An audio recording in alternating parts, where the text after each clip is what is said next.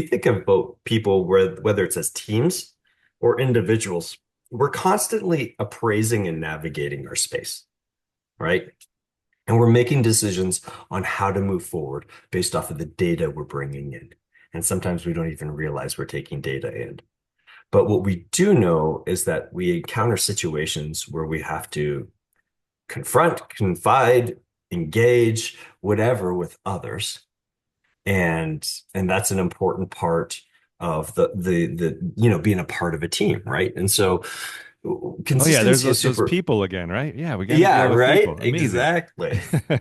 And so the consistency piece factors in from the other end now. So if we get outside of the individuals, but we think about from that leader down approach, is that people are looking for cues from their leaders on how they should act, right? I think that's one of the big things that are happening right now with politics is that they're looking for cues, regardless of your affiliation, from your leaders on should I be happy with this? Should I not be happy with this? Things like this.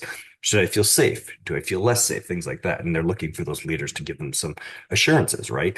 And so if we have a leader that I'd consider volatile or up and down, it becomes very difficult for people to predict and anticipate how they might react to good news or bad news.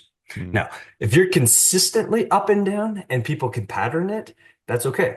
But in other instances, we see people all over the place, really highly influenced by emotion, other things that are, sometimes not bringing the best versions of themselves out.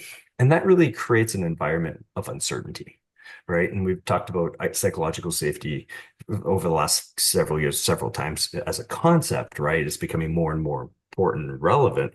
And that's exactly what we're kind of are we supporting that notion that people are have safety and coverage to contribute, to dissent, to share, or are we not integrating that into our strategy? And so what's happening is when leaders are inconsistent, their people don't necessarily know how to interact with them, how to bring the information that's best serve the organization leadership. And so, especially in situations that don't work out well, right? So if I made a mistake and Matt, you're my boss, I, I want I would want you to want me to feel very welcome to share the mistake because I think mistakes are a natural, healthful part of an organizational experience. It helps where we learn new decisions, new ideas, things to avoid in the future.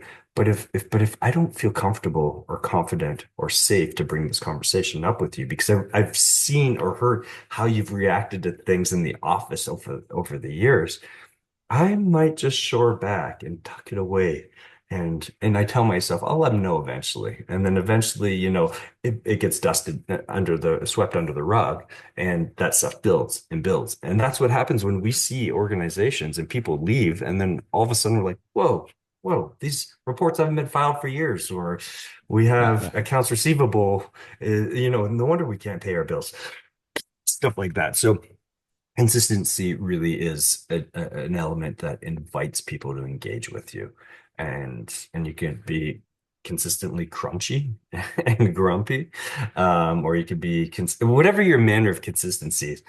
I assure you, people react better and interpret it better than not knowing how you're going to act in any given situation.